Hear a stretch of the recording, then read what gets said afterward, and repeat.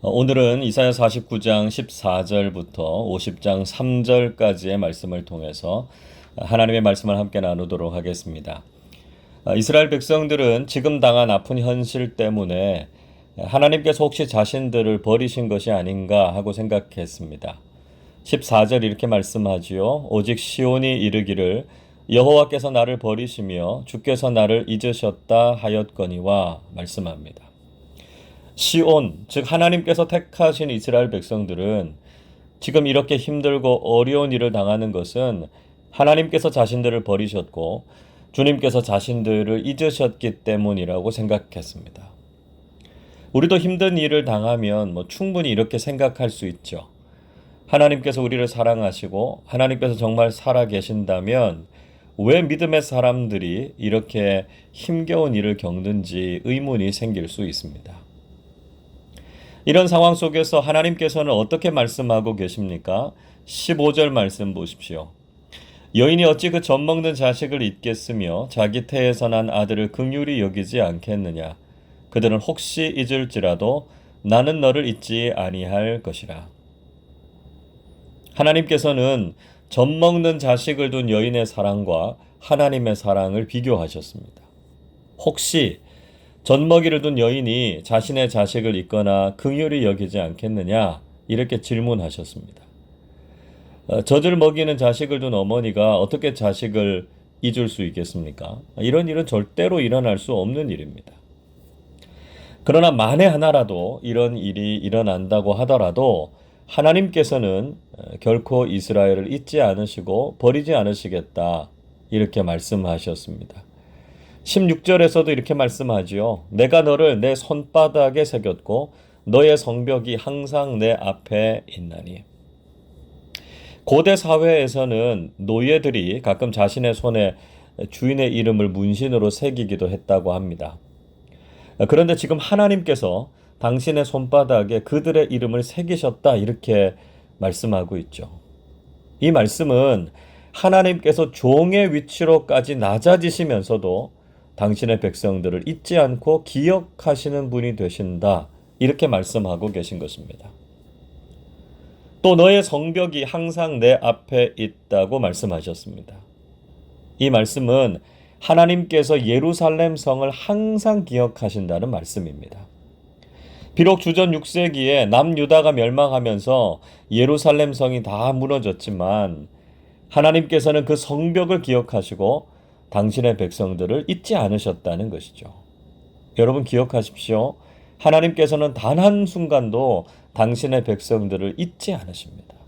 우리는 그 하나님의 놀라운 사랑을 신뢰해야 한다는 것이죠. 하나님께서는 앞으로 무너진 이스라엘이 어떻게 회복될 것인지에 대한 비전을 말씀해 주시고 있습니다. 17절은 이렇게 말씀합니다.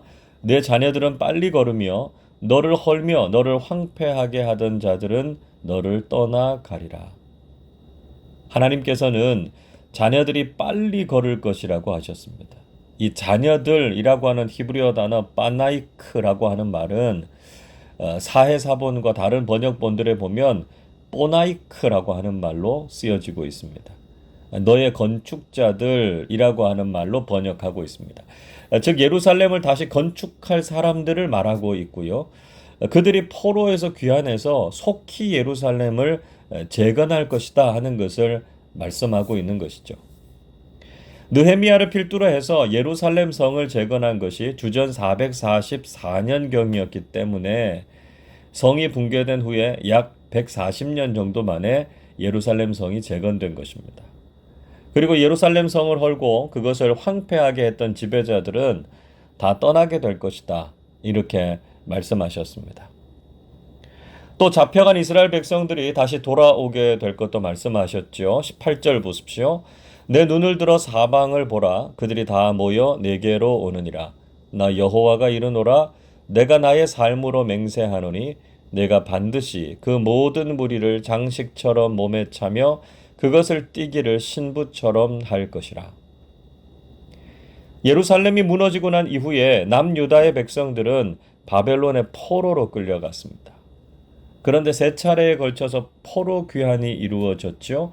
그들이 고향으로 돌아오는 기쁨과 감격을 누리게 될 것이다 말씀하셨습니다.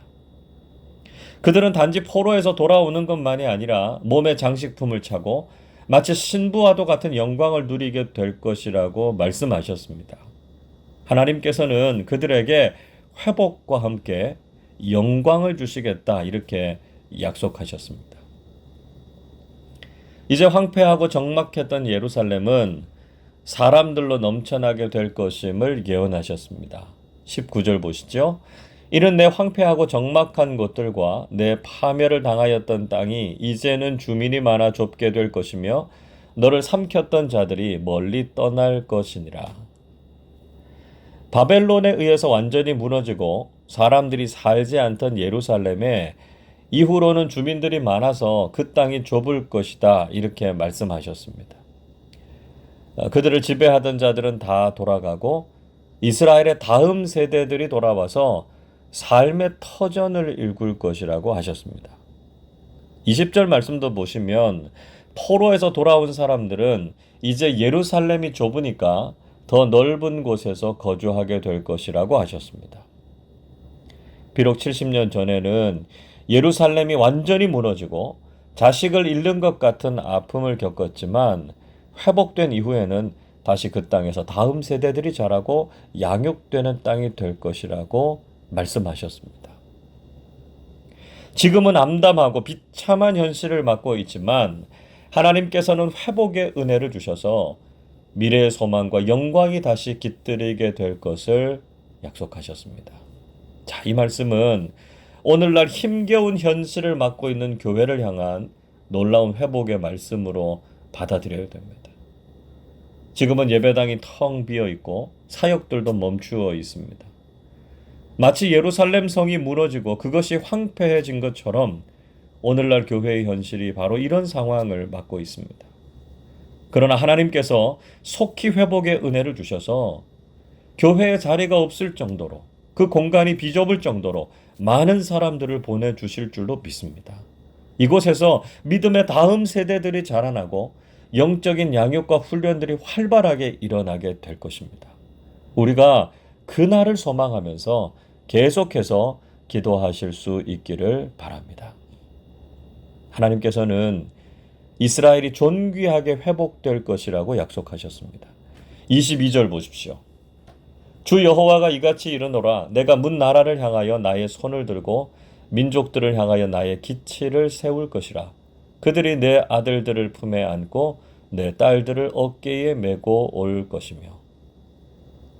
하나님께서는 모든 나라와 민족들을 향해서 하나님의 기치를 높이 세울 것이라고 말씀하셨습니다. 즉, 온 세상이 하나님의 뜻과 계획을 알고 하나님을 따르게 될 것임을 말씀하셨습니다. 그리고 이스라엘 백성들의 자녀들은 품에 안기고 어깨에 매여서 돌아올 것이라고 하셨습니다. 그만큼 존귀한 존재로 높여지게 될 것이라는 말씀이죠.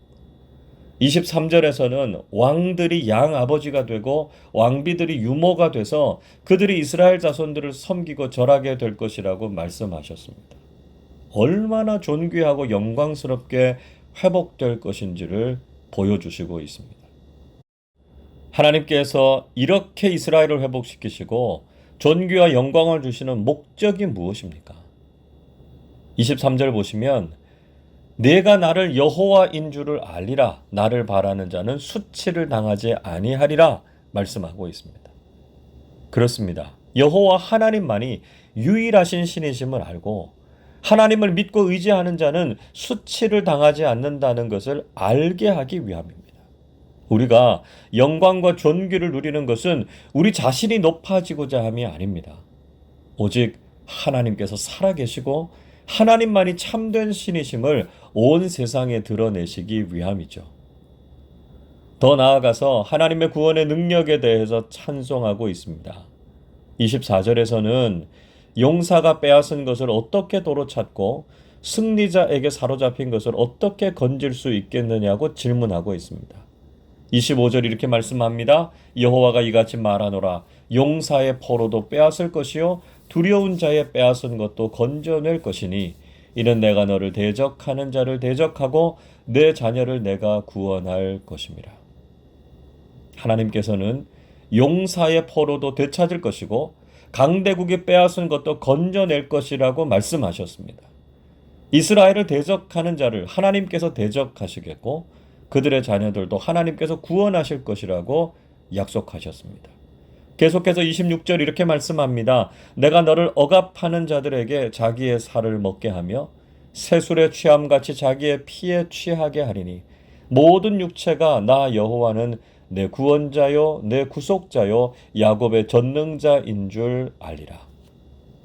하나님께서 세상의 강한 자들을 심판하시고 그들을 멸망시키실 것이라고 말씀하셨습니다. 그래서 온 세상과 모든 사람들이 여호와 하나님만이 진정한 구원자이시고 이스라엘의 하나님이심을 선포하게 하시겠다 말씀하셨습니다.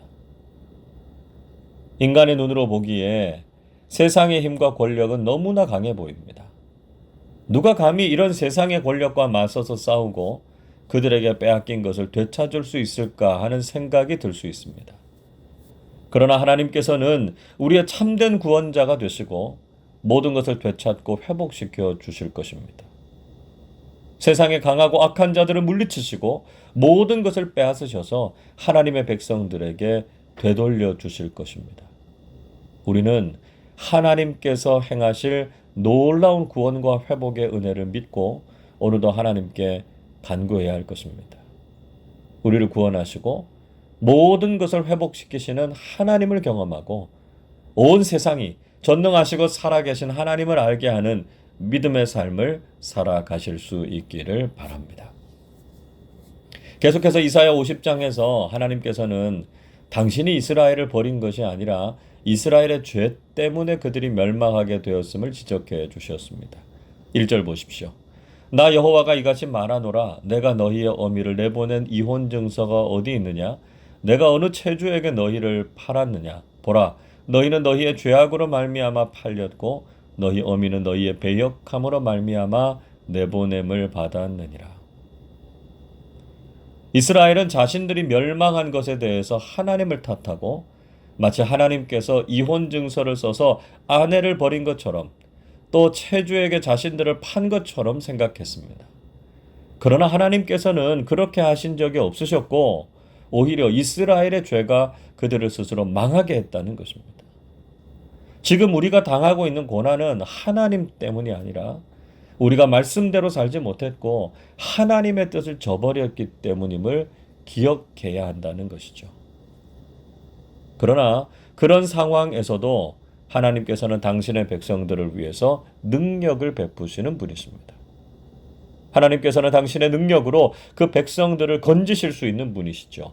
2절 이렇게 말씀합니다. 내가 왔어도 사람이 없었으며 내가 불러도 대답하는 자가 없었음은 어찌 됨이냐.